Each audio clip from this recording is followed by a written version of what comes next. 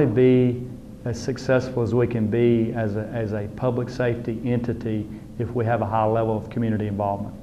We've got a really good level of community involvement, but I really believe that we can increase that level of involvement, and then that's going to make everybody safer. So we've always had a Citizens Police Academy, but we haven't always had one every year. So to that end, what we're doing is right now we're running 2 Citizen Police Academies every year. Our next one starts next month in March, and then we're going to have the second one in September. We really encourage that because not only does that give you an opportunity to see how your police department functions, but that gives us an opportunity to interact with citizens and better understand the problems and the issues that they face so we can better assist them. And then we're really trying to build up our Citizen Police Academy Alumni Association. So after you get out of the Citizen Police Academy, you can stay active in the Alumni Association. The Alumni Association does a lot to support us, and one of the things that they're doing is for the first time ever, they're sponsoring an annual police awards banquet for us.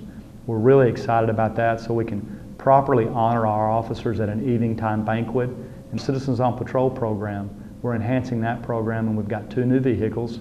As soon as our training is completed, we're going to have a larger cadre of Citizens on Patrol. We've had 22 people go through our first class. So after you go through the Citizen Police Academy, we're going to encourage you, if you're interested, to stay involved in our Citizens on Patrol program. That involves being eyes and ears for us out in the community. You're going to be doing many of the duties that can help us where we don't have to encumber an officer. Again, another set of eyes and ears. So I'm really excited about the new Citizens on Patrol program. We're going to also have a volunteers in policing program. So if you want to volunteer your time at the police department, which we would love to have you down here, you may not want to be a citizen on patrol, but you might want to work, for example, with our detectives in helping file paperwork or answer phone calls or make phone calls. There's a lot of duties within this building as a police department that we could use volunteer assistance in. The more that we can utilize volunteers to help us with some of the administrative functions, the more that we can utilize the officers' training and experience at a higher level to investigate the crimes. Even if you don't have time to get formally involved as a volunteer, what you can do is always be proactive, and when you see something that looks suspicious, please don't hesitate to call us. All too often we hear, well, we didn't want to bother you, or we didn't know if they were doing anything wrong.